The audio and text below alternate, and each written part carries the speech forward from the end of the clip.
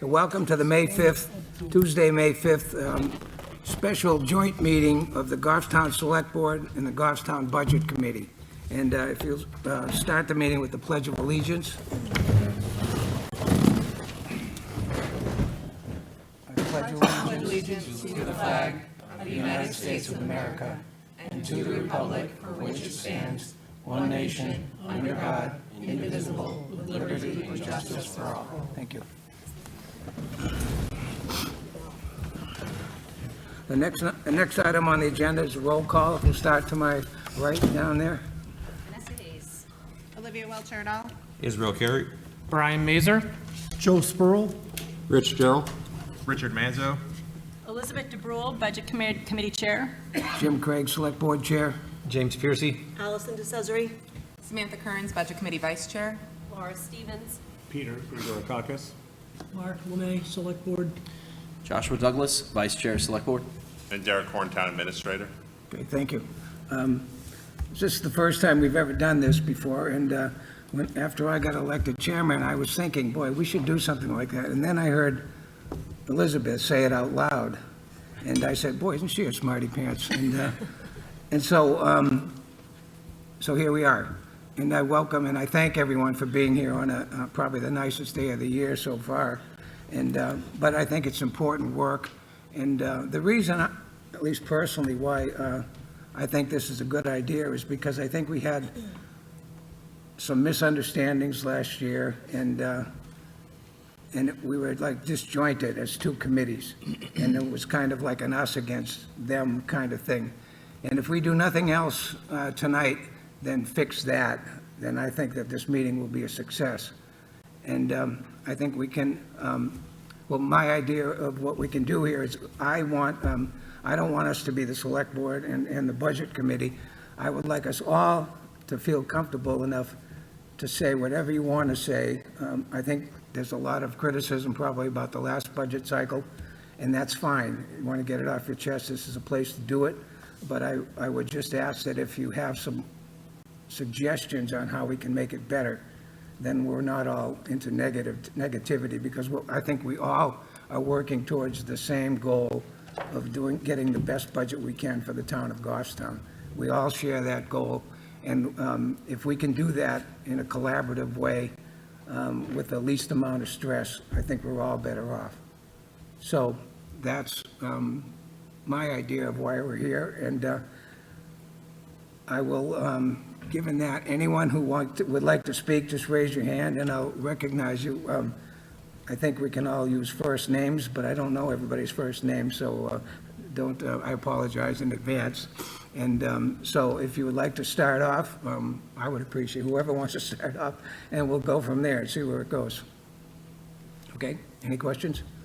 So I will say a little something. I just know that the town budget has had 3 rough years where we have been significantly under the rate of inflation, and I think it's imperative that we pass a town budget next year. So I agree with Jim wholeheartedly. I think we need to try and keep this meeting as constructive as possible, because it doesn't do any good for us to sit around and just complain about the situation or one another. So I just hope we can find constructive ways to move forward our two boards. Okay. Thank you, Chair. Josh?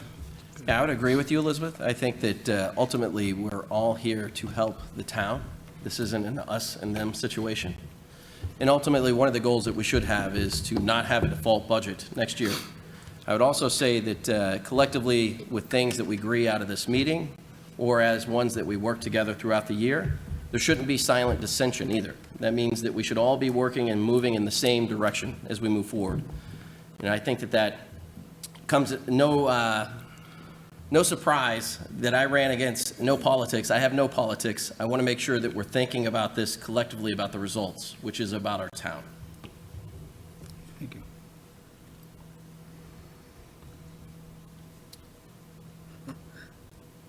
It's going to be like that, huh? I think we're going to need to do some guiding, some prompts to get the discussion kind of going where we want to go. Well, then let's start with, what did people think that was that we ended up where we ended up? What, if you had to have a reason or two, why we ended up where we ended up, what would you say?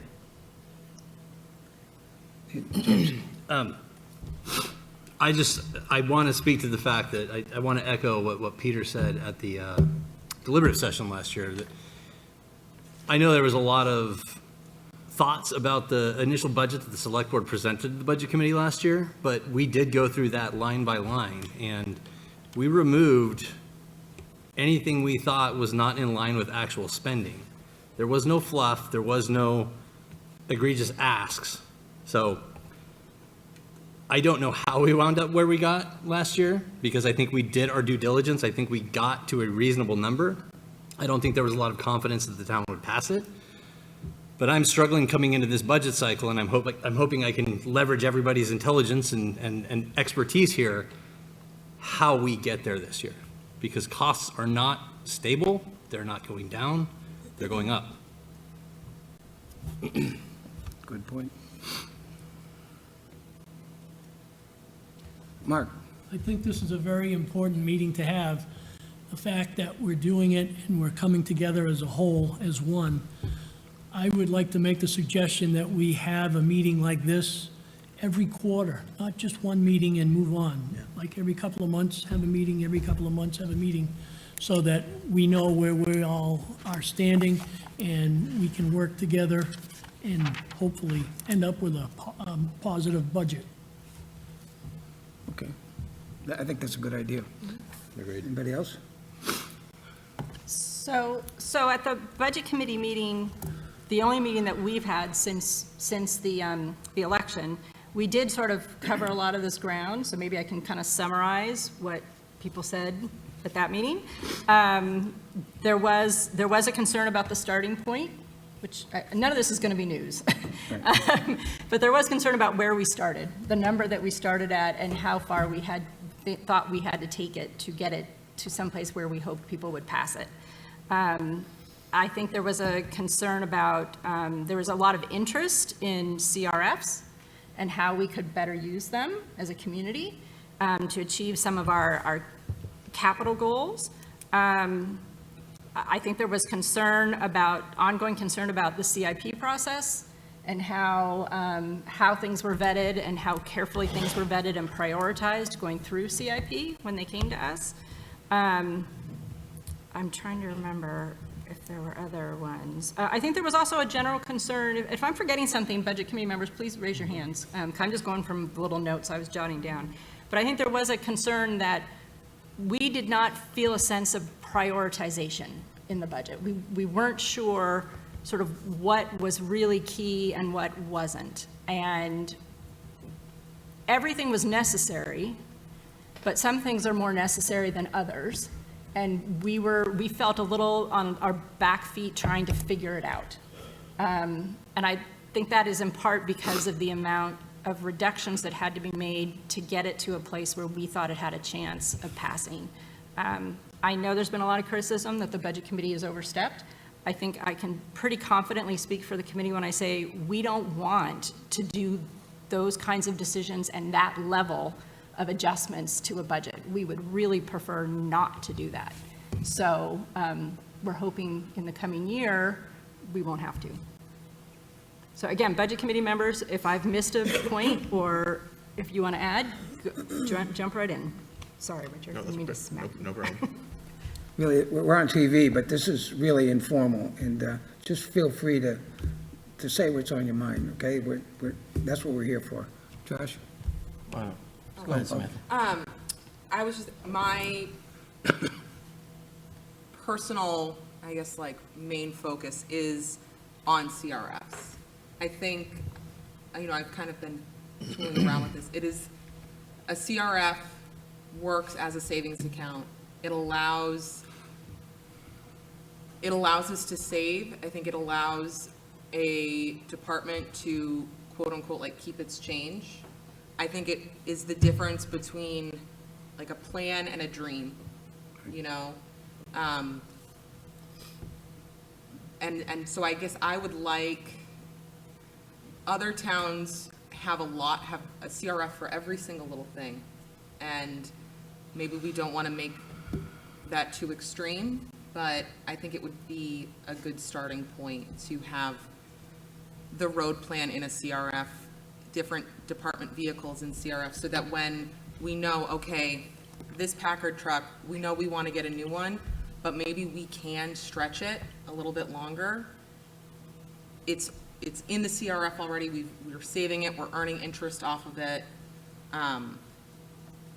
You know, maybe we can wait till next year, but we can save it up while we can. Josh? Thank you. And yeah, Samantha, I agree with that. I think, Elizabeth, to address some of those concerns, one is I don't think it was one side or the other that did reductions last year. I think both did. My concern is that some of us are feeling like we did everything or I did everything, and I don't think that's the case. I watched all the budget committee meetings. Elizabeth, I think you watched all the select board meetings. We made adjustments inside the select board too. I know for a fact Richard brought some of them to the table, and we made those reductions together. I think we need to start there with the together. The fact that we're having tension is because everybody's assuming that one side is not doing their job versus the other. So I think if we can assume positive intent this year, I think that we'll get a lot further. Good.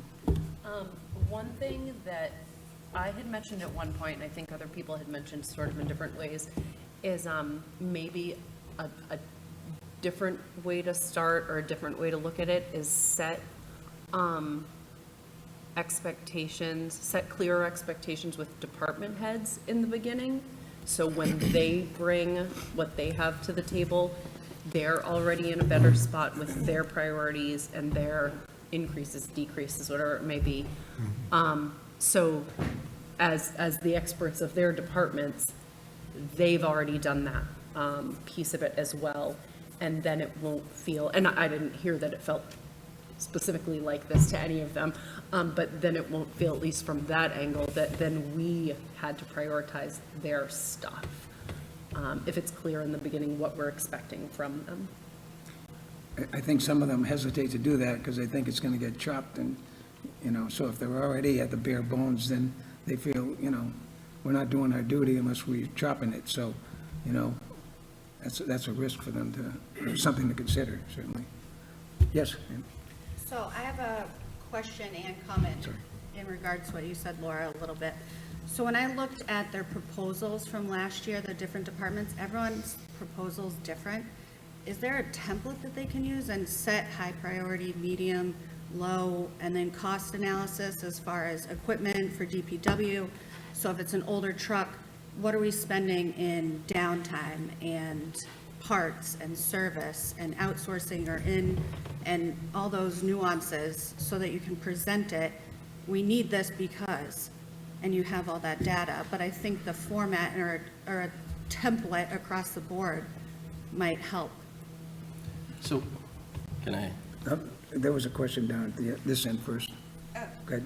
I was just going to respond to that in the CIP process, there is a tiered number system of priority and need for things like trucks and the bigger purchases, the things that need to be replaced quickly, the things that are vital for specific departments to run versus more of like the want. So as an example, things like some of the changes to the police station that they would like to do to make improvements to locker rooms, that's a lower priority than something like a ladder truck that we absolutely do need.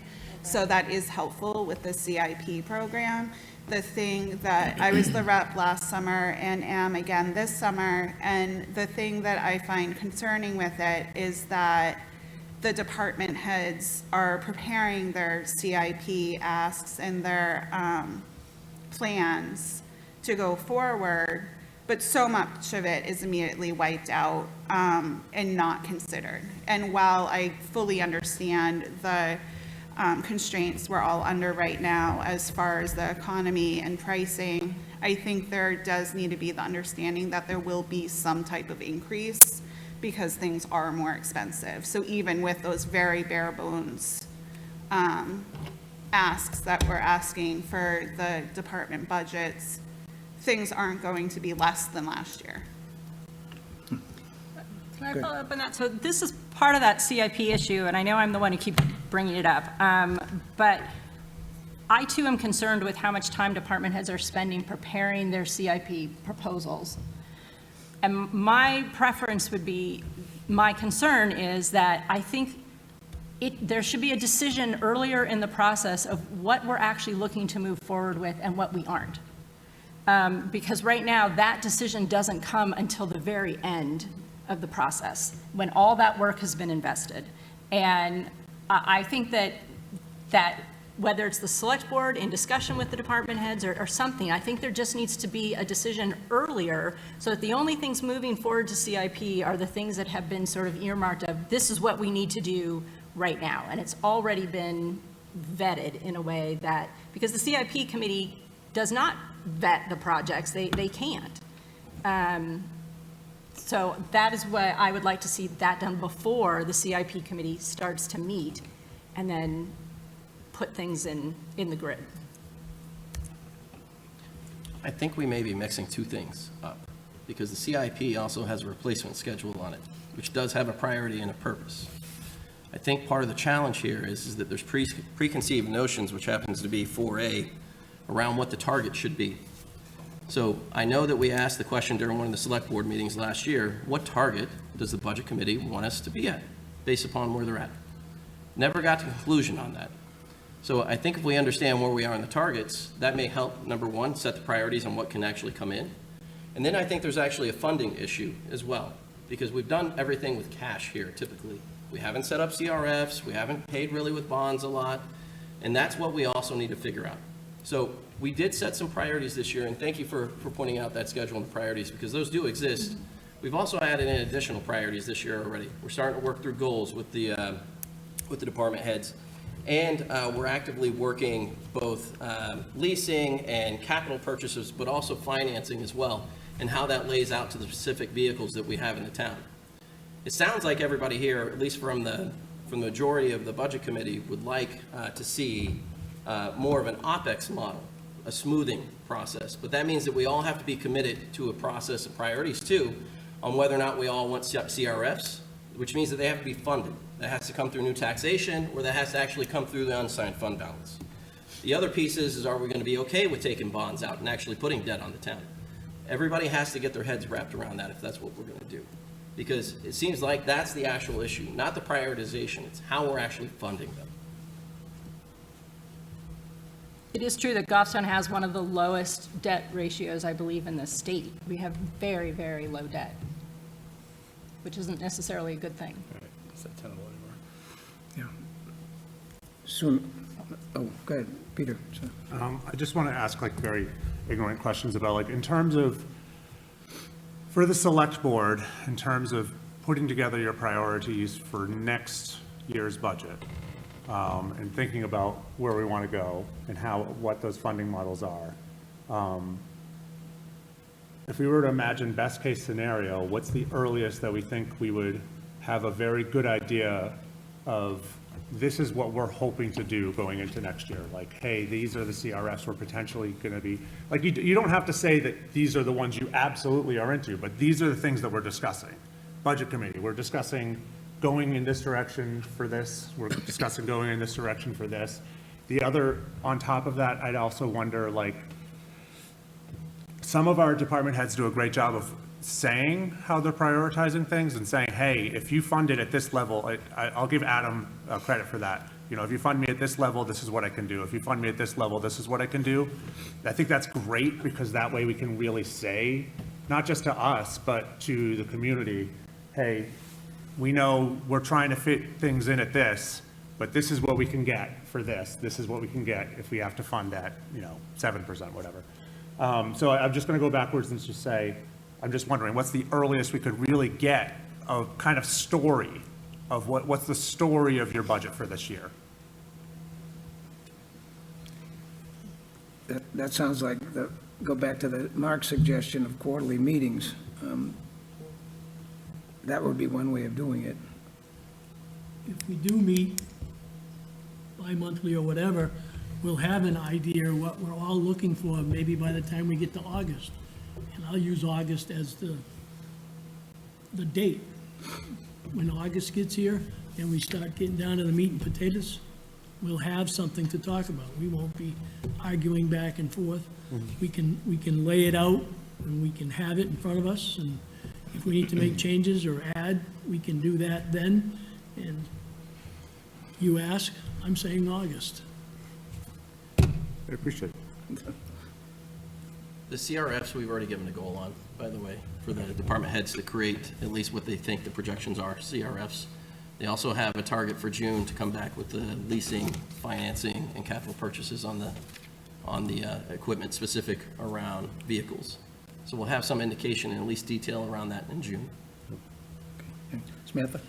So I guess I'd also like to maybe talk about the way that we structure our default budget. I know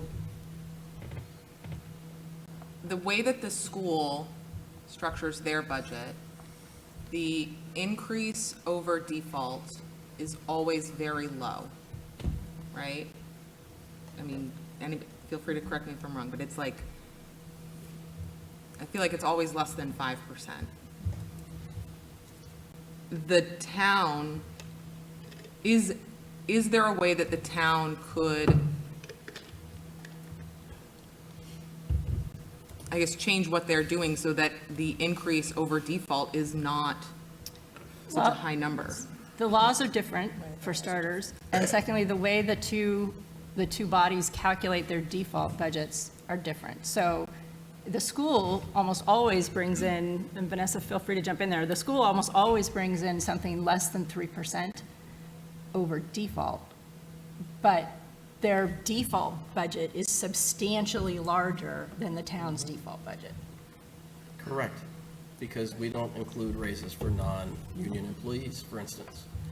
So how do we, I mean, can we start doing that? Well, yeah. Can I answer the question? Can we delay the discussion on default budget because there is a law that is passed, both the Senate and the House, that would make calculation of the default budget on the, at least the town side, the responsibility of the Budget Committee? That has been passed by both the Senate and the House. We're waiting to see whether or not the governor will sign that law. So while I think this merits some conversation, not knowing the outcome of that particular legislation, if we could just wait a little while, maybe to a future meeting for that. That's a terrible idea. I mean, not waiting, the law is a terrible idea. I know we can't change that. I have another kind of like general question. I know that I'm gonna pull you in on this one. So, like the town of Salem, or maybe this is still kind of on this like default budget thing, so correct me if I'm wrong. Salem doesn't have department heads present to their budget committee and their select board. They use like a town manager kind of thing. They have a different setup of their government. It's a town manager and a town council. We have a town administrator, not a town manager. Okay. It doesn't mean that the select board could not be present and actually help present, which I think we would be open to. Okay. I mean, is that town manager an elected person?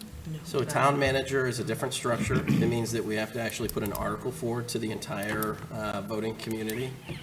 They would have to vote to change the structure of our town from administrator to manager. And that is something that is a possibility. It's a paid position. It's not. It is a paid It's a position. job. It is not an elected official. It's a Well, job. yeah, I mean, well, our town administrator is also paid. Right, but he's not elected. It's not a matter of elected. Yeah. Basically, it's more oversight to make hiring and firing decisions without necessarily the insight and oversight of the select board. It's more day-to-day running and seeing over all of the departments, and then basically that manager would then report to the select board. So we can't change it before March. This Correct. budget season is this budget season. Got it. There's a lot of us who are interested in the town manager system. Maybe it'll end up on the March budget, and that would change things, but it's not going to change anything for this year. Correct. So, I think I'm good for my questions for the moment. I mean, we talked about a target, And I think this idea of meeting more often would make that feasible. Personally, I agree with the idea of a target, but I think it needs to be a joint target. I don't think the budget committee should be making the target. I think we should collectively be trying to find a target, the two boards together, is my view of this. But I'm not speaking for the committee. Josh? That's what I thought we were moving towards last year, because we realized it was a big deal, and we both sides leaned in to try to fix that.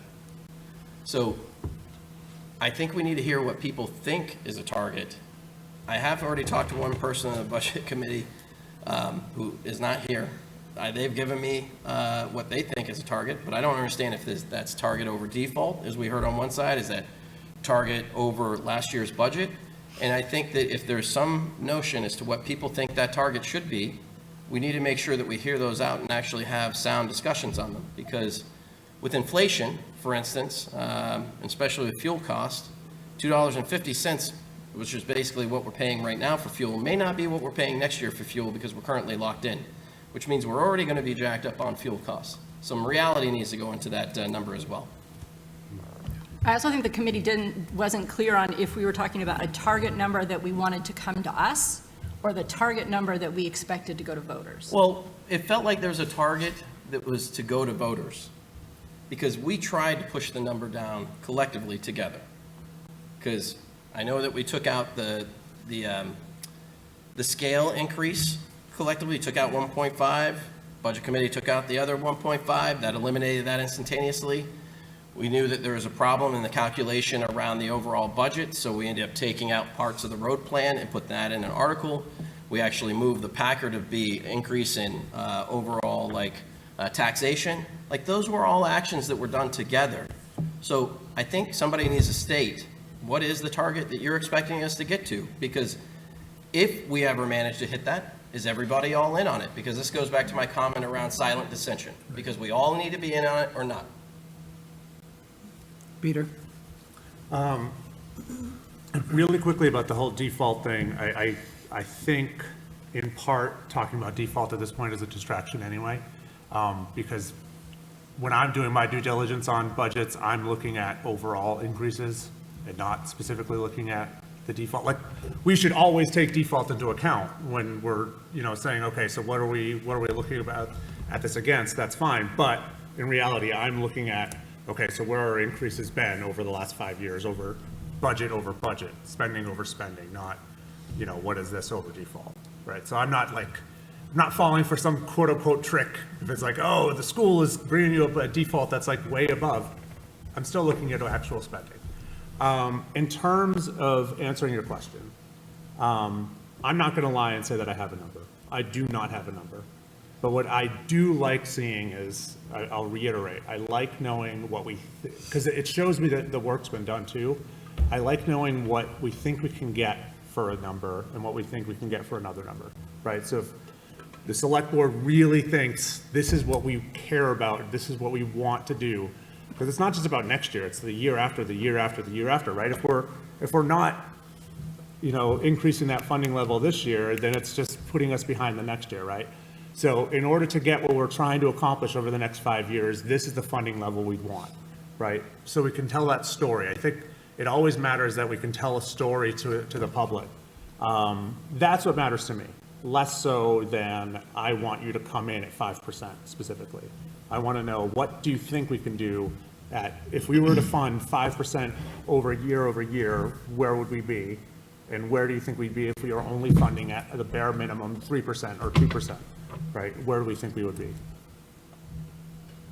James?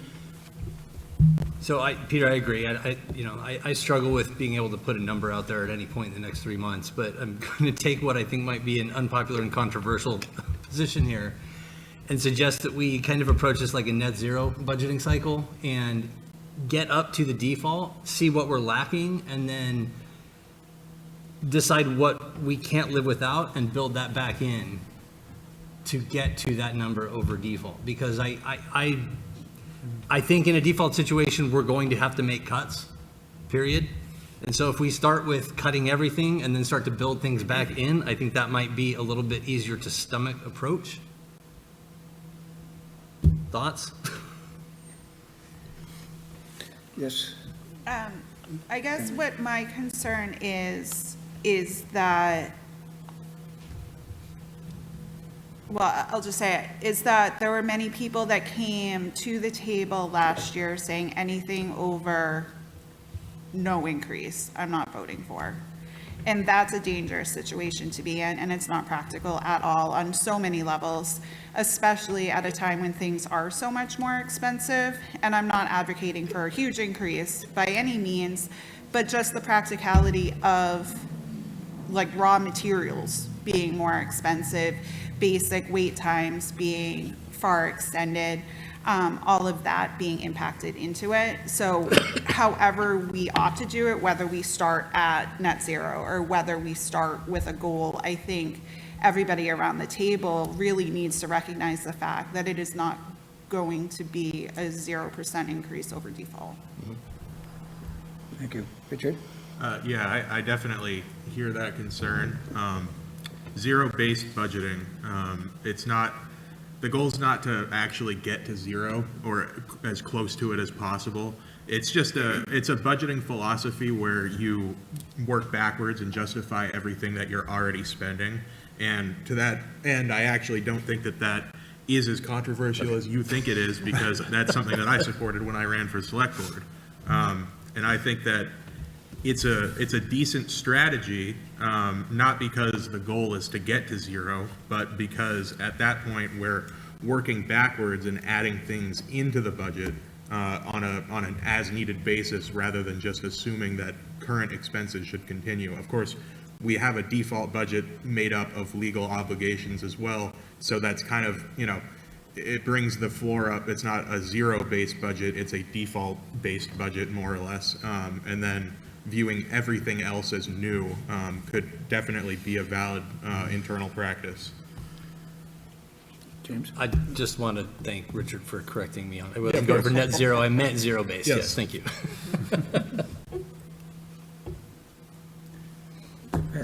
Thank you, Chair. So I've been listening and I've been quiet so far. I guess for me, to answer your question, Josh, I think in my approach, my perspective is to have some guardrails, because I'll be on record as saying, I think we should come in at not a 0% increase. I know that things are inevitable, it's going to go up, but I like to have guardrails, and I'm in favor of being consistent with the CPI, Consumer Price Index, because I talk to a lot of people, a lot of my constituents, and they can't afford a heavy increase. So if it's going to be a 2% increase, 3% increase, that is sustainable for them in regards to them paying property taxes. So again, I'm excited to see where this conversation goes, multiple meetings, being collaborative, but again, I think we have to be cautious about really the town, which are the people that are hurting, and it's really about, make sure we have guardrails around the potential new expenditures coming up for next year, so. Josh? Brian, is that CapEx, OpEx, both? What is the actual number? Because I think we need to say those out loud. And if you're saying it's only OpEx, great, then we need to figure out how to fund CapEx. But I do think we need to know what the number is too, so that way we can work around it. Yeah, I'll say right now, without any further conversations, it's going to be 3% over default. As for how it plays out in regards to CapEx or OpEx, that's something we can explore when we are presented with options to wrestle with. But again, I'm coming from a perspective where a lot of people I talk to, again, they want to see a sustainable potential increase that they can afford. They can't afford these major swings. So again, I'm looking at something that's a little more controlled and it has protections around the increase. So I'm sorry, CapEx and OpEx, capital expenses and operating expenses? Is that what that stands for? Capital expenses, so basically the CIP that we're shelling out a lot of cash for. The OpEx is which are basically run rates that we're going to keep every single year. So if we have to expend a capital expenditure, which those seem to be the ones that keep getting hit first, then we have to find a way to fund those, or basically smooth them into the overall budget, so it's OpEx. Okay. So like a bond, like bond payments are OpEx? Bond, CRFs, and if that's okay, then everybody here also needs to figure out that, you know, we're gonna have to start those CRFs with something, which means it's probably gonna be the unassigned fund balance, because since nobody wants to actually raise taxes above 3%, then we're all gonna have to support taking that money out of unassigned fund balances. Okay, thank you. Richard? Yeah, actually, on that note, we should probably be looking at these things holistically and not as an operating budget and as separate articles. We're gonna need a target increase for all the articles as well. And there might be people on the committee who are open to a larger tax increase if that increase is actually going towards CRFs as opposed to the operating budget. So I think looking at the bigger picture here is going to be key, because we don't want to have a funding plan that relies on CRFs that eventually don't get passed because they don't have the budget committee support. Right. Exactly. There was a hand down there. Somebody had their hand up. It was me, but Oh, go Richard ahead. said some of it, so it's fine. Can You know I what I'm saying? just add something, Richard? So I think we really have to structure it so that we're planning and moving forward, so that we're not every year going, trying to figure things out. And I think from hearing everyone, that's our goal. We just have to figure out how to do it. So, I don't know. Yeah, just a hand up. Now I've got it. So I think that is the exact plan, pretty much like what Jessica just said, off of what Richard said. But I think the thing that has me concerned, because we keep just sort of seeing it year after year, is that all sounds great, but that still all is money. So I don't know if it matters to people if money's going to a CRF or if money's going to operation, whatever it is. But if there is a number, I'll just throw up 3%, then that all isn't going to be done. So that means the same people that want something small and steady year after year are going to have to understand that there's going to be far fewer services, because we're not going to, like, it happens so quickly when you like run things and get behind. It takes so long to get things back up. Like, we're already so far behind, and I'm not saying we should spike things to catch up, but people are going to have to understand that the catch-up still costs, and that is a commitment.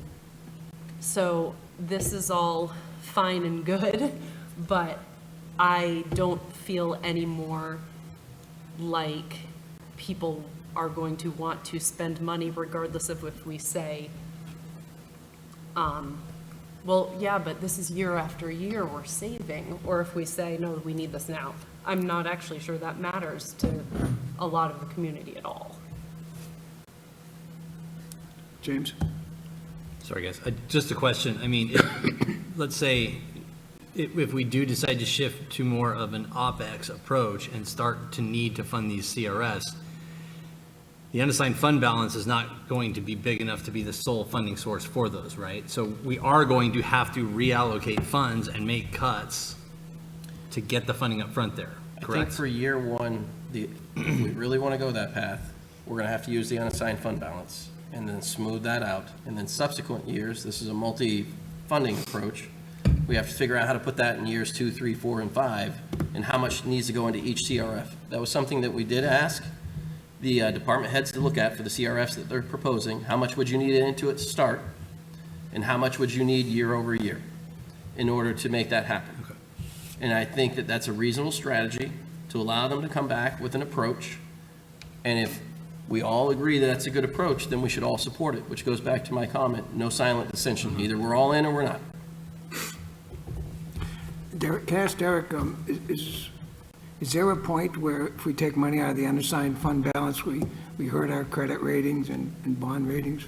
I think only if you get very low into, below 5%, Okay, thank you. very low. Peter, you had your hand up?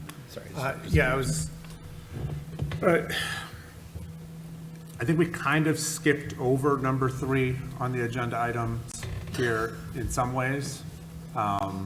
And number 3 is 2026 results. I would like to go back to them. I am truly going to want to do my best job, and hopefully we can all try to do our best job to stay positive in discussing that.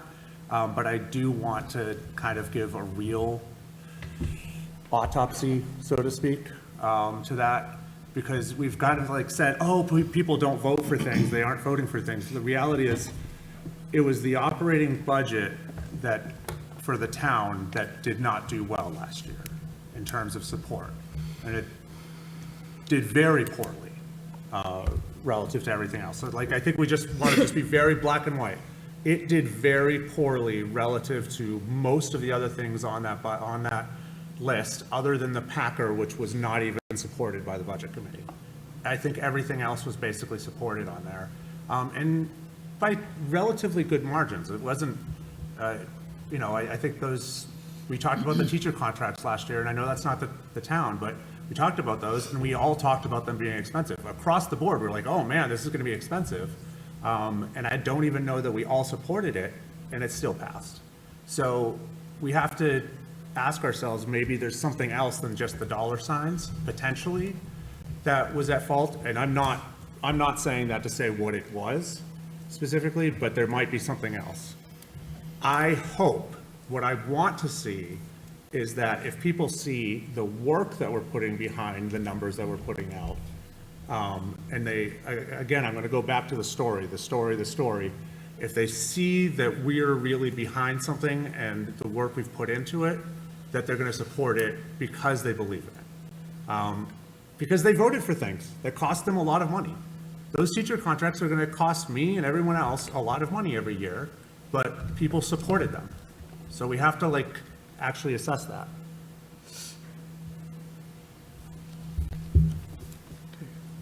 Brian? Thank you, Chair. I guess to answer your question, Peter, or your comment, I haven't given a thought, and I'm not clairvoyant by no means. I don't know how things played out, but when I was going through my head, like, how did the town go to fault and then school and also the CBA and the teachers pass? And my only thought is, and I did have some conversations with some people that were constituents of mine, is that they're hurting, but yet there's an emotional connection to the school because the school's a big employer in the town, and therefore I'm going to vote for that in the CBA because I have a friend, I have a brother or sister working in the school. That's the only explanation I can think of, is that there's an emotional connection and they're a bigger employer in the community. That's why that passed versus the town. Even though they're hurting, there's a vested interest to support their family member or friend. That's the only I can think of. Or kids. Or kids. Yeah, I was gonna say, I think it's really about the kids.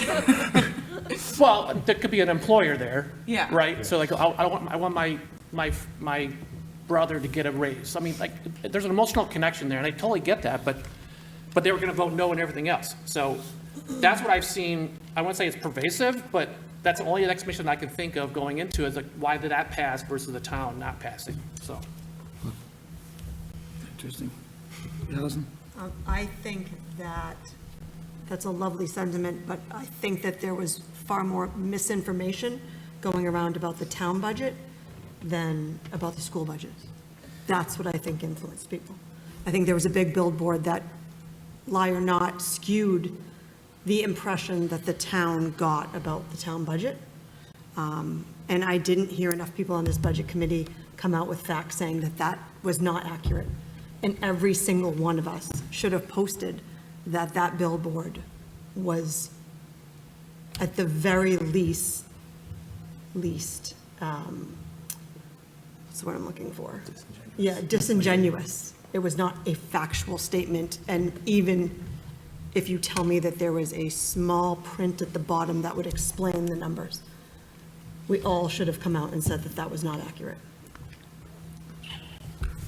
Good. I agree with Allison. I think even simpler than that is the percentages. I think people look at a school percent, and if it's lower, they're like, well, that's lower. That's great.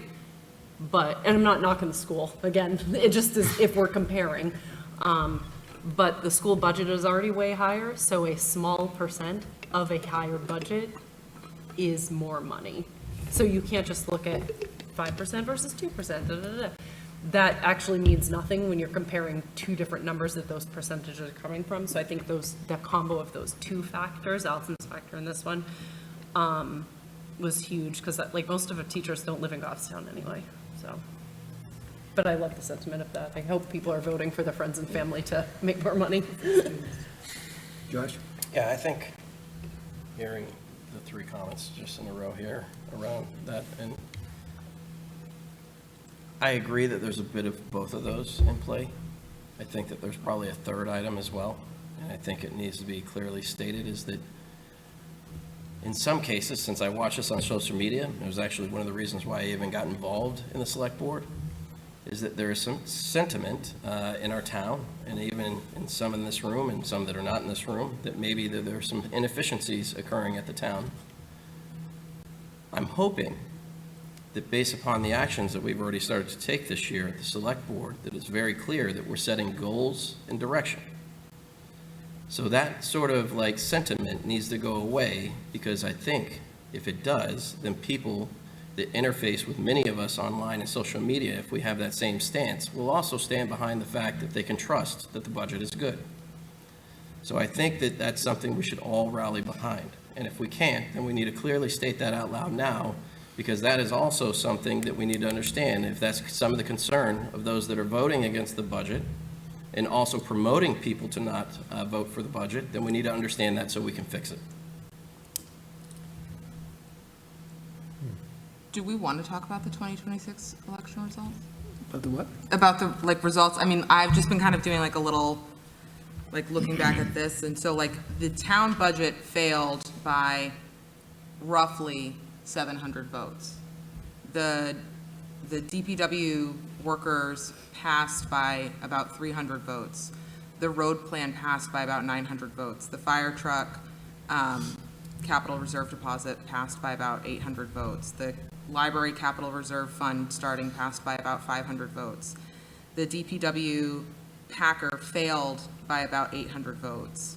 You know, the select board stipend, and then the two tax cuts, the select board stipend failed and the tax cuts passed by pretty like overwhelming numbers, almost like 2,000. And then the unassigned fund balance warrant article passed by about 200 votes. So I think a lot of our union contracts, like all of those warrant articles normally pass. And I think that there is, even if you are not employed by the town, there is a sentiment of union strong. And I think that that is I mean, I'm in a union, right? Like, I vote for union contracts, right? So I see that, but I guess I'm also seeing it as, I think that our Goffstown as a whole is working class. I don't think that's unique that other people who are in unions will vote for union contracts, right? I think that people want, you know, the road plan passed because people want good roads, you know? I think that the fire truck and the library capital reserve passed because it was coming from unassigned fund balance.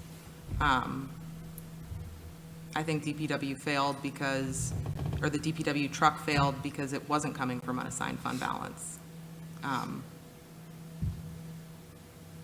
Yeah, I just wanted to, I guess, kind of go over those results a little bit. So I skipped the zoning articles. Probably a good choice. James and then Allison. Yeah, I mean, thank you for that. Recap. That was good. I think it goes back to Peter's assertion of, you know, what is the story? And by working collaboratively earlier on, I'm hopeful, maybe Pollyannish, that we will be able to get more of us in line early on and be able to be more communicative about the rationale behind the decisions. Because if I were to say the town budget failed, it's because people were sour on it from the get-go and there wasn't enough positive information out in the ether about the budget. So I'm hopeful that this change in process will facilitate that. Allison? I was just going to point out, one of the frustrating things about what you just said is that the union contracts tend to pass, but then the town budget didn't pass, so anyone who was set to get a raise that is non-union now didn't get their raise. So, or may not, depending on if things can be worked, but not likely to. So we have this easy way for everyone to support those union workers, but we didn't pass the budget that would support all of the other workers, because not everybody who works for our town is in a union. And again, those are more things that we should be getting out to the public so that they know that. Just to tail on that, so in a conversation with a non-union employee who lives in town, they let me know that when we don't pass a raise, their health insurance costs still go up. So they are actually making less money in the following year. And so like, I guess I just want us to think about that too. Like, it really, really hurts those people a lot when we don't treat them the same as everyone else. And all we're gonna do is just create another union, which, I mean, like, I love that idea, but, you know, other people on the budget committee might not love that idea. Jess? So I think a lot of people don't know these things, so it's kind of our job to make sure we relay that, because I know a lot of people didn't know that going into a default budget, they didn't know that meant that non-union didn't get a raise. And the healthcare part, I didn't know that. I mean, but you think about it, like at your own job, your health insurance cost goes up every year. Trust me, I just went through union negotiations at work, and I manage unions, so they just got a bump. Management didn't. I know that feeling. Yeah. So I understand, but I think we've got to explain it. We have to answer questions for people. And I think that's a big thing that I've heard, is that they want to come and ask questions and they feel like they can't ask questions. And that is a big problem with giving information, is if we can't answer questions when they come to us, then we're not solving any problems.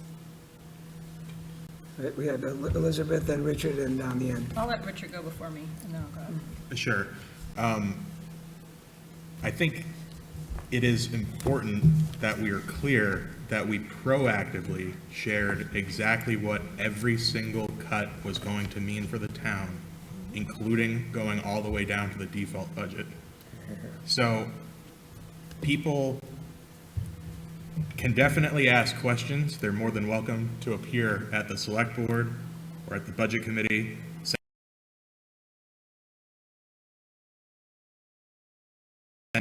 Contact any of us on social media who are, you know, publicly available for that purpose. But that information was shared proactively, not reactively to questions, and the information was out there and publicly available. Okay. Elizabeth? Well, I don't mean to pull us off this topic if other people want to continue with it, but Well, there was one. Olivia, Just Laura and the- Olivia want to finish this up. Yeah, the one quick thing I was going to say is I think this is exactly why accurate information is really vital right now, especially as our two committees work together, that whoever we are talking to, regardless of whether they voted for us as individuals to serve on these or not, that we're sharing the same accurate information. Because we really need to be fact-based when we're sharing what is being discussed at these meetings, and make sure everybody is receiving the same information. Yeah, I mean, I feel like we just say it a lot. All the meetings are public. You can see all the people that are here to be a part of it. And they can reach out to any one of us. They can reach out to town, and whoever's doing it now, Danielle, I guess, will disseminate questions and we can answer them. Like, the information's out there. It's on the website. It's on the TV. It's so many places. Like, I'm not sure how else we are supposed to be. And I'm not getting questions personally, but my information's out there. You can contact me. I'm not sure how we're else supposed to be answering the questions, or what the questions are, or who has them, because we don't see any. Okay, Allison, then Peter. I just actually want to point out that as a new select board member, one of the priorities that I came to the board with that I would like for this year is to increase our communication. I don't know how to do that, though. So if anybody has a really great idea of how I mean, Jessica, you said this a couple of times, and we all answer saying, it's there. People need to ask or look, but tell me how you want me to do it, and I'll do it. But this negative, incorrect information that comes from all sorts of different sources, mostly on social media, is really hurting our town.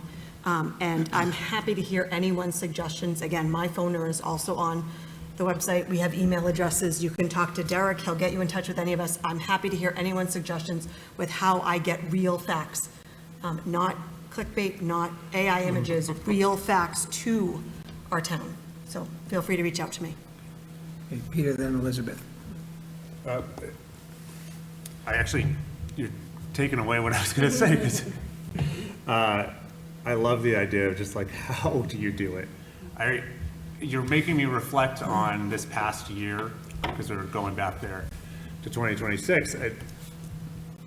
I remember, I want to be very, very clear. I remember feeling like we worked our tails off for this budget this year, that we went back and forth. I didn't like how it started either. I'm going to be direct with the select board. I think things could have started it from a better spot, but we're moving on from that. I think when we first got that budget, regardless, I believe even if you start from a bad spot, if you show that you're willing to work your tail off to do the best you can, you want that communicated. And I remember going up to the election being like, what else can I say to people? Can I say? Who can say? I didn't know how, frankly. I didn't know. If someone knew how that could be communicated in a way that wasn't sounding like it was like, oh, I'm just being partisan or whatever it is, I just wanted people to know that we worked our butts off for this. And if we saw, and more importantly, that the budget committee, speaking for budget committee, we were open to any cut that someone could propose if we could discuss it on its merits. Like, we were so open last year. Whatever we have to do, if you have something and we can discuss it on its merits, let's go. The only regret that I have from last year is I asked one particular member to bring things up, and we said, nah, let's move on, and let's bring it to public hearing. And I said, okay, fine. I wish, even if it was contentious, that I said, no, let's keep on going. If people really have something, let's discuss it on its merits. But I don't know how to communicate that to someone. Jessica raised her hand, so maybe you have an idea. I have an idea. I don't know if you guys have an answer or suggestions, but is there any way that we can have a general mailbox, or like a suggestion box online? They can comment or ask a question anonymously, and that way it goes to whatever board or whoever, and then we can all share it on our social medias and say, if you have something to say, go here, click, write your comment. It goes to select board and budget or whoever. It's pretty much. I don't know if you can make it anonymous because of the right to know information. Like, I feel like it has to be kind of public, but I mean, on the town's website. Or just the best thing to share, and we all just say, we'll all share it, if we all share it. I mean, could we just say, please, constituents, come to us? I don't know if that's the same thing, but like, saying like, come to me, tell me what your question is. I so think could we bring it up. all. If you don't feel comfortable coming We should all put our here. ideas out there and figure something out Yeah. so that we get people asking questions or giving us their concern priorities. You know what I mean? Because Okay. Elizabeth? I'm Waiting patiently. going to change direction here a little bit. Get back to the target idea a little bit. I have a couple different comments on this. When we start to move toward a target, I would like to see, one of the pieces of information I would like to see brought to the table is what is the average raise of the person, not for the town, in the state of New Hampshire. Because everything you guys have said about the increases on school versus town, and it's more on school and it's less on town, but the percentages are off, I think a lot of that is driven by the fact that people are looking at those percentages and thinking, well, it's under 3% and my raise is right around 3%, so I can handle that. But this one is 5% and I can't handle that because my raise isn't 5%. And I think those percentages matter. I think they matter a lot. And I think people are looking at sustainability in their budgeting over time. And they're thinking, I can't do 5%. Last year, they asked for this percent, 8%, you know, whatever. So I think that feeds into a lot of it. The other thing is, and this will be controversial, James, I'll pick that one up from you on a different, slightly different topic. The truth is, Goffstown is a poor town.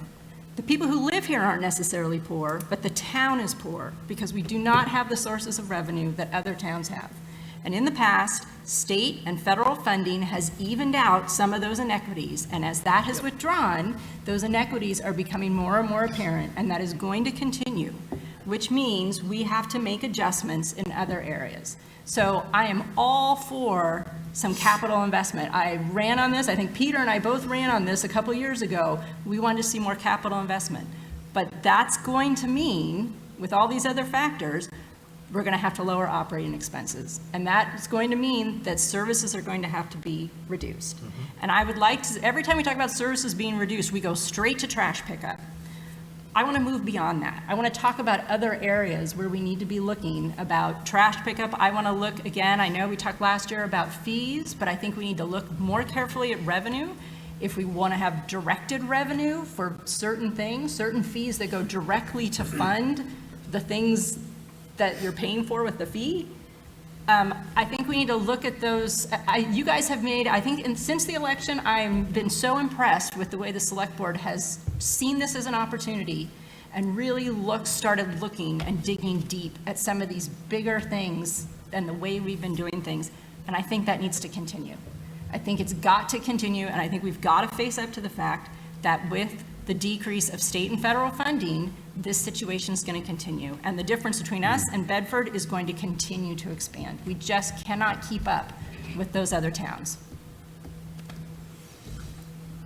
Josh? Thank you for acknowledging that, Elizabeth, like, truly. I think that we all need to dig a little bit deeper, and like, kind of goes back to what I was saying a little bit earlier, which is if somebody feels like something is inefficient or otherwise and wants to point the select board in the right direction, no idea is a bad idea. People contact me all the time and I start digging a little bit. Sometimes I find out what they're saying has some merit, and other times I don't. So if anybody here on the budget committee has like ideas and areas that they think that we should look at, let the select board know. We want to know. We want to be able to dig. I also agree that like we do have a discrepancy when it comes to comparison to Bedford, because that seems to keep coming up. Bedford has more commercial properties. Their property value is actually higher than ours. Their tax rate is lower, but their overall taxes are actually higher. They also don't have trash pickup, so that's a lack of a service. So if people want to reduce operating costs and they're willing to do it, and I keep hearing constituents, I hate to say it, everybody here in Goffstown is your constituent. This is supposed to be a nonpartisan position.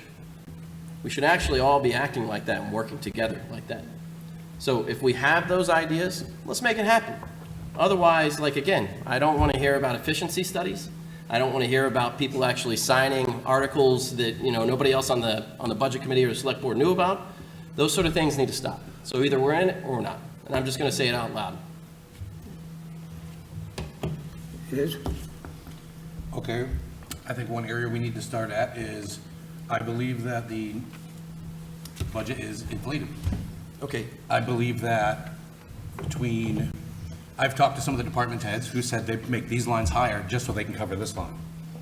And in my opinion, when they do that, the default budget's screwed, because that's not going to get picked up in the default budget. And I think that that happens a lot more than we think. And if you look at just talking about the benefits line last year, for years, it was underspent, but it was never adjusted. It always increased. And I think that happens in more areas than one. Well, if you have those ideas, I think we'd be willing to hear those. Because like, we want to be proper with the budget, but we also don't want to be reckless with it either. There still needs to be some area to be able to shift up and down as well, because we have to transition things like we had to this time. Yeah, but I also think that even when we didn't have to, it's been happening. And that, like I said, it throws off the default budget, because none of that is captured in the default budget, so that when we actually hit default, it's worse. Peter? Yeah, I agree. That's why did what we did last year, though. Like, that is the work we did last year, I thought. I thought we were trying to do that as much as possible. Say, hey, if we want to get there, we want to get the things that we want in this budget. Sorry, guys, we're literally going to send you, we're going to send you spreadsheets that say, these are all the lines where you guys, where it seems like we're under expending year over year, right? And to make sure that we clean those up, like, and specifically for default, not just, right? It's not just to get the number down, but we're also, by doing that, we are cleaning up default. Like, the hard part for me is, like, I thought we really, really did that type of work last year, and yet couldn't seem to get the support. Is there, I mean, I guess I'd have to just ask, was there something that people wanted to cut last year that we, like, didn't talk about? Because we didn't get full support. Like, we didn't get the whole budget committee voting for this budget after public hearing. We didn't actually do it. Was there something we missed that we didn't discuss? Well, I did hear Joe actually talk about removing the trash, one of the trash trucks. I think that was a discussion. I think it was a fair ask. It was reasonable. It's something that we could explore. I think if there's other things like that, then we'll explore them. But there are downsides that occur when some of this happens, but we all need to be in behind that and how it impacts the service. Can I just ask a question? So, off of Iz's comment, are we looking at actual spend from the prior year and moving it up a percentage for the next year? How is it, how are you? What do you mean by we, just to? Budget. So for each line, are you looking at actual spend for the previous year and then adjusting it? Or are you looking at the budget and adjusting that? Because if you spent under. I think the answer is both. So Okay. we look at the budget, we're looking at the actual spend for like October-ish. Like as of October 1st, we've spent this much money, and then this is what we're projecting for the next year. So like this is what was budgeted for 2025, this is how much we've spent out of this line item for 2025 as of right now, and then this is what it's expected to be in 26. And that will then also, we'll do that for 27 too. Because sometimes it's like you won't have spent anything on, snow removal. Snow removal is kind of a bad example, but you wouldn't have spent anything for snow removal from July 1st of 26 to June 30th of 27 because it hasn't snowed yet. No, I know, but a Yeah. full year, or maybe the previous year, so you can see a full year. Those are 5-year, those are, snow removal is like a 5-year average. Yeah. Salt is a 5-year Yeah. average. Okay, Allison, Are you asking whether each line item goes up by the same percent for like this section of budget versus us looking at each line item and increasing or decreasing based on actuals? Yeah. Okay, every Second. single line item is looked at by the department heads and adjusted. They look at their prior. When we're comparing, we see the last 3-5 years and year to date. And then they give us what they project it is for next year. Sometimes it's lower. If their actuals were lower, they'll bring them down. Sometimes it's higher. If it's significantly higher, we ask why, and there's usually a reason. They need a piece of equipment, all sorts of different reasons. What Peter did last year was take all of those numbers for like the last 5 or 3, what were we looking at, 3 years? 3 years. We did And 3 years. he literally went line by line in a spreadsheet and was like, we could take $100 off of this one, we could take $50, we could take $1,000, and adjusted every single one down. I think that's where his response was to Izzy, who still says the budget's inflated. I don't know if you're talking about last year. Peter went literally line by line, so I'm not sure where else Yeah. the term inflated And we'll would do come that from. again this year, too. Yes. So- Possibly. We probably should also do it on the school side. I don't mean to be that way, but just because they have a I'm sorry, 3% and a we much bigger do. budget. The budget committee always goes line by No, no, line. no, no, I'm Always. talking what But the- he did, what Well, Peter yeah, did. but Peter did It's was different. flag lines that went up a certain percentage, like more than could be expected from Specifically based off of actuals. Yes, specifically based off of actuals. But the Budget Committee, I don't want to give anyone to leave here with the impression that we do not look at line by lines. We do that every single year. This year, we did it more than once because we did it manually, as we always do, looking at the lines. And then Peter create a little program in Excel and did it automatically and reflagged lines that were still higher. And then we went back and looked at those lines again. And just so we're clear, the department heads do look at it, the select board looks at it, the budget committee looks at it. We've also instituted quarterly reviews of the budget as we go through the year as well, to make sure that we're not exceeding that. To answer the question even more about do we go up by percentages, there are going to be things that are inflationary that go up, or CVAs that basically are fixed costs that are already assigned by contract, that are not going to be a calculation of 3%, for instance. So we'll have some of those in there together. I think that, we'll just throw the fish on the table. Yes, the amount that came across the table this last year was higher than I think anybody wanted. I think we even had a discussion at the select board about it. It was recorded. Anybody can go watch it. There may have been some back and forth with a few members in the team. But I do think that what we ended up with was together. And I think that the select board as a whole, we all agree we're willing to work to put something in front of everyone, along with the department heads. But we need to know that it's not just going to be an immediate cut fest after that as we put that extra effort in, as we've already started this process. So we're willing to put in the work. I think we need to know that everybody else is willing to also accept that work and put in additional work as well, and we're all behind it. And that's what we need to walk away from here today with, in my opinion. Okay, James, you still have a question? No, I was going to say what those two did, so I second that. Okay. Anybody else, or everybody want to go home? Well, No. I mean, I don't know, I was thinking a little bit about what Izzy just said. I know that last year you had told me that you had found extra budget transfers that had occurred from, correct me if I'm wrong on this one, on road plan lines, right? From years previous, right? Well, I wouldn't say extra, they were just transfers. Right, they were just transfers, right? And in a transfer, I guess, would imply that there was money that was not spent or not going to be spent. In 3 Right. years, 1.7 million was put into the road plan. Say what year again? 20, I think it was 22, 23, and 24. I don't have my notes in front of me. Right, and so I'm not gonna disagree with you on that, right? Because I don't know if that's true.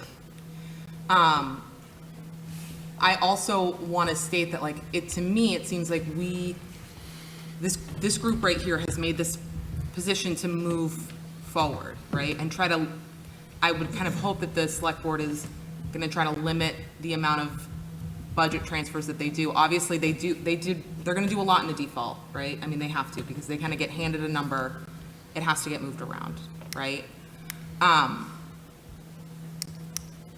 think that sentiment will carry of we need to do less of them. And I guess the only other thing that I wanted to mention is when we talk about cutting services, Brian, did you want to talk about the fire department at all? In what regards? I mean, you were talking about their overtime on social media, so I wasn't sure if you felt that was an expense that we could cut. So are you referring to a meeting that Elizabeth and I had with, I was with the fire referring, chief? I'm referring to your post on social media about where we're spending fire department overtime hours and how we don't need a 24/7 fire department. It's kind of what I got from your post. Oh, interesting. I was just relaying information I got from the fire chief that we met. He was explaining about the retention problem and how it's impacting overtime. Simple as that. Okay. Yeah, I don't think overtime is really, it's an expense that can be controlled and limited, but it can't really be cut because it's only ever given in response to a direct need. It's not something that we plan to spend a whole lot of money on, but it is something that we acknowledge the reality of.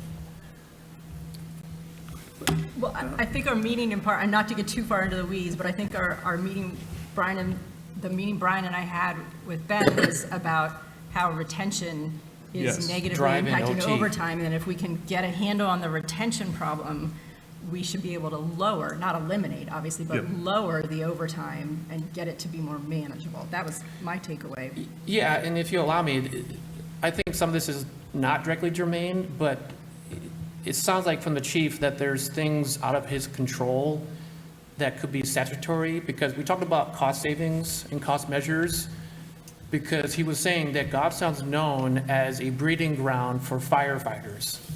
And Manchester comes in Training and... ground, a breeding ground makes it sound like they're dinosaurs or something. It's a training ground for Training stepping ground. stone. Okay, fair enough. But he has no controls over that. I mean, there are some, I guess, cost recovery mechanisms post when they're fully trained, like when they go to become a paramedic, there's some cost saving measures that way. But if you're a new firefighter coming through within that first 2 years to get trained up and qualified, a neighboring town can come in and cherry pick that person. Why we invested so much money and time and personnel, and so the hardship is on our taxpayers. So it's a really weird, it was really eye-opening for me that we're wrestling with this, but I think it's not so much, yes, the town could do something, but I think there's something that has to happen at the state level statutorily that protects townships like ours and gives a little more, I guess, teeth into hiring an employee or firefighter that will stay with us for X amount of years within, again, yeah, my skill set, but it was very interesting. That's the last thing I'll say about that. It was just retention's affecting OT. So, before you guys say, can I just comment? So we did have a long discussion about this, and part of the takeaway from this meeting was that the budget committee in our process for next year, instead of doing tours, maybe our time is better spent meeting with a handful, not all the department heads, but a couple of them, and doing a deep dive and doing, as the chief said, less briefing and more discussion during the deliberation phase, so that our briefings are done earlier and we understand some of these specific, budget-specific issues, more than walking around a building and saying, oh, your furniture's crappy and whatever. So I think that's the way we're going to be moving forward. So you guys will get more on this meeting with the chief, and you'll get more in our regular meetings, kind of diving into this issue more. So. Okay, that was Lauren, firsthand I saw. Thank you. Back to the transfers. So when I worked in Massachusetts for municipality, of course, the reason is because the funding's totally different, but it was not a bottom line budget.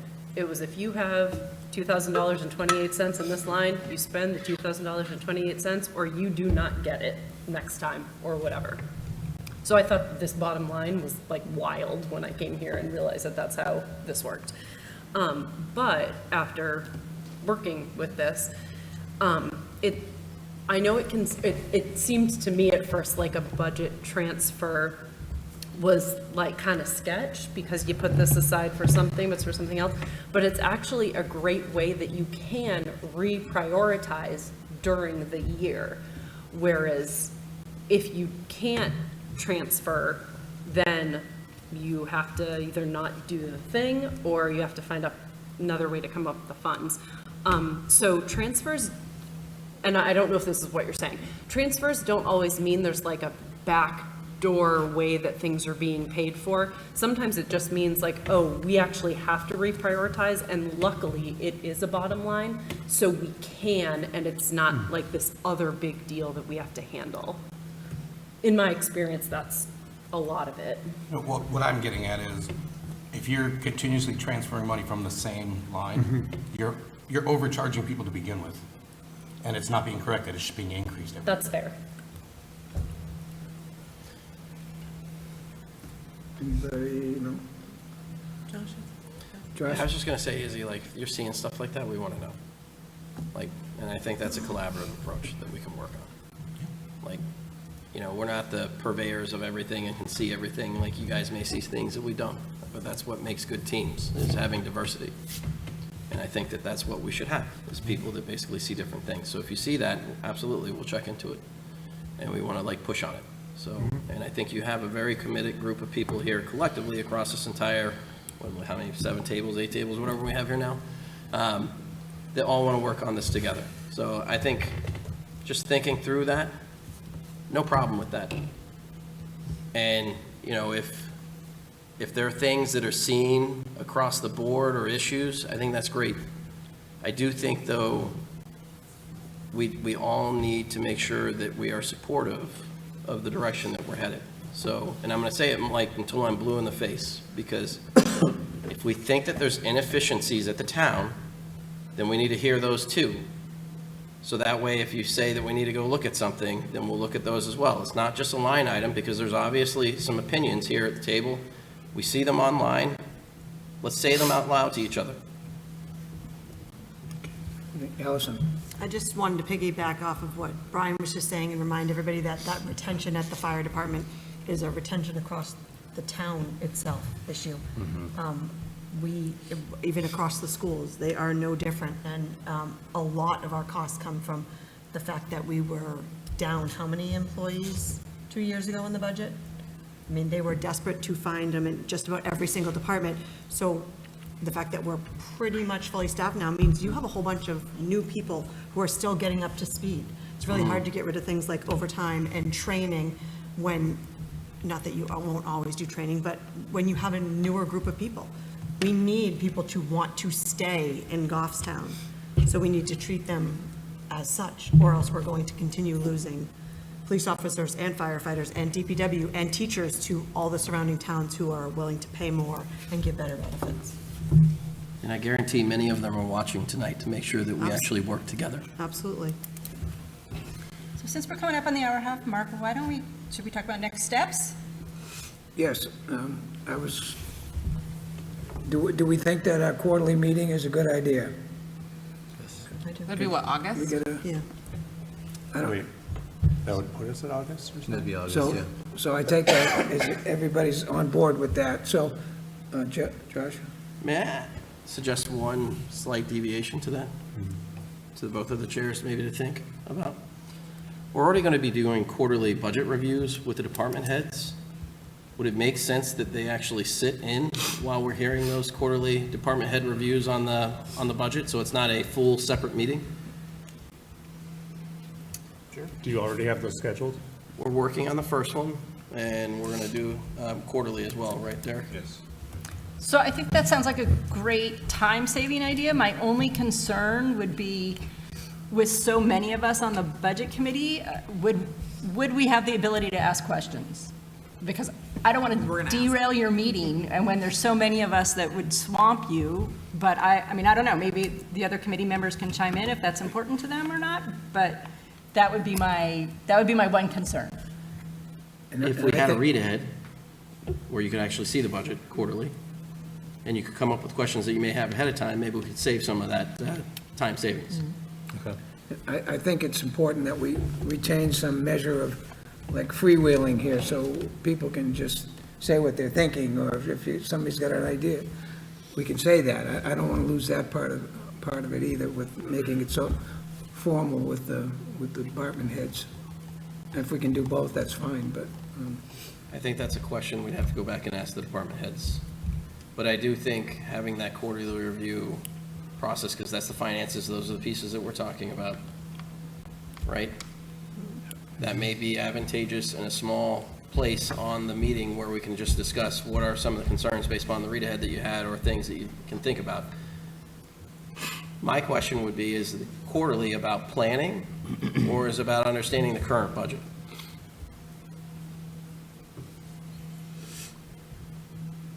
Say that again, Josh, please. Is it about planning or understanding the current operations? Which one do you want? Because right now, the select board manages the operations. I think that we're showing that we're on top of those operations. I think that if you're looking for planning pieces, I think we really need to structure out what that looks like, and it's not just a quarterly meeting. So what is the plan that you're looking for to get there? Every business that I've been in, we put places in schedule to understand what the actual plan is. Just meeting to meet is a whole bunch of people talking, and I'm all about execution. So what do you want to do? So your quarterly meetings, your quarterly review meetings are reviews of existing expenses. Correct. So do you guys have a plan for when you're talking about planning? So we typically start planning around the September timeframe, Derek, when we start looking at some of that. It's a little bit different because you're finishing up your annual goals. So we would start putting a lot of those in place as we're moving towards March. So I know that you guys typically have your first meeting in what, December? We usually have a meeting in September. September. I mean, we could start thinking about then, based upon where we are in the process, and then come back and say, okay, here are the goals that we're thinking about for next year. So that way we're ahead of it. And then like, how do we feel about these? Because otherwise, we're just having a quarterly meeting to have a quarterly meeting. Right. So, and if we are going to move ahead with this idea of a target, we have to set it early enough so that it's effective. I think for me, that was one of the frustrations last year. We got a large number and it was too late to do anything about it, but just plow ahead. So we don't want to fall into that again this year. Laura? So I think we're all able to watch all these meetings. So maybe it would be a better use of our time to just do that on our own, set aside a different meeting if we felt we needed it for planning, but maybe for budget specifically, we need to start earlier in the season, getting together regularly, looking at information we have from other meetings that have happened, whether that's formal, informal, I don't know what it looks like. Because our season is like so short. Why don't we start in the fall also with some planning and regular meetings? Okay, so it sounds like from a budget, unless I hear differently from budget committee members, it sounds to me like maybe what we need is, Derek, a notice sent out to budget committee meetings telling us which select board meetings are these quarterly reviews going to be held at. And then a joint meeting for planning purposes in either August or September, which, I mean, I'll defer to the select board on when you think that would be most useful for planning purposes. Mark, Allison? Yeah. So those meetings are televised like everything else, right? It's the same Yeah, thing. yeah, you can watch them. Okay, yeah.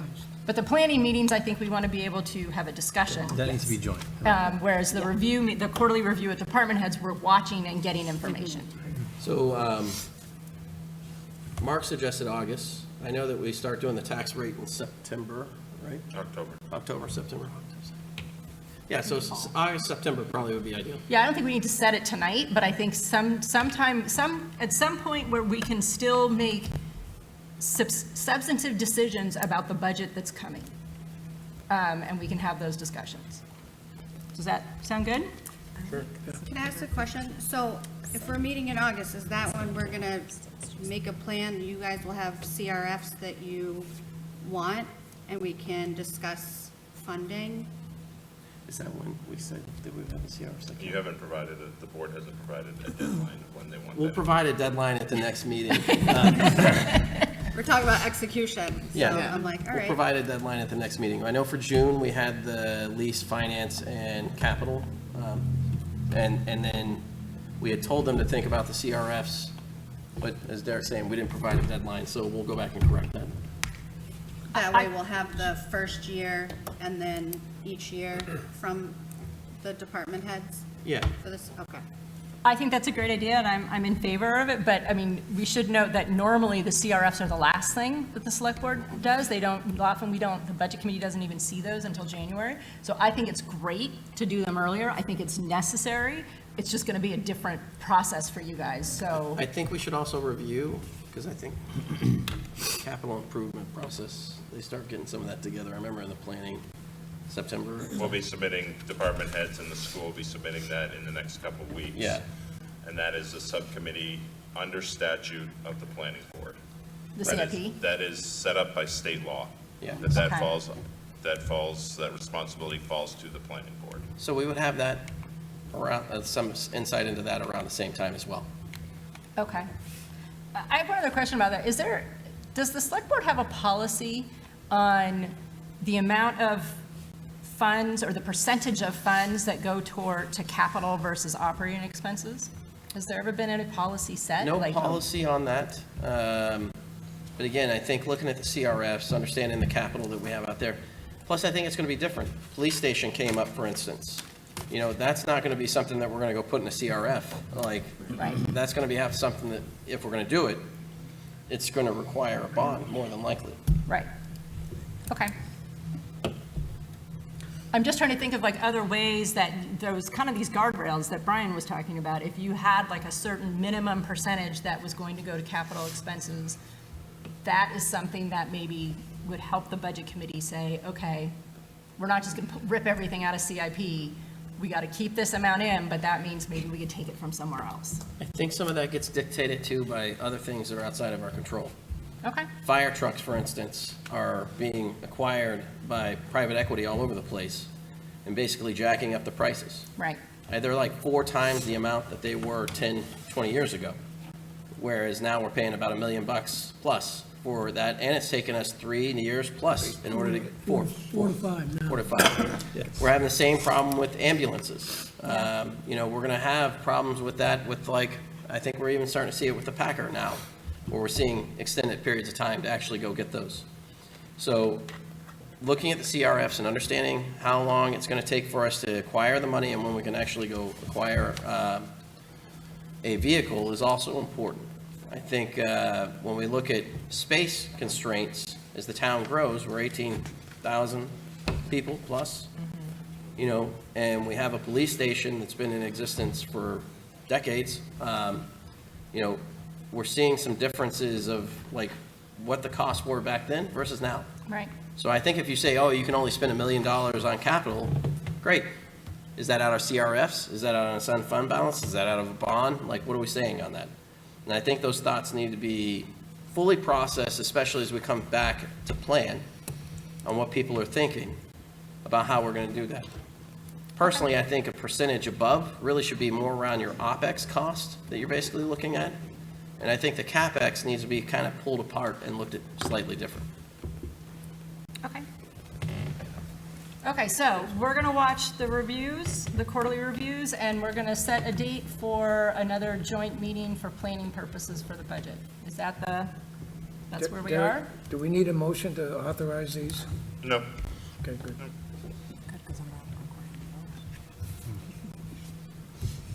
From a procedural note, can we make sure that we schedule those well in advance to the degree that you can, please? Yeah.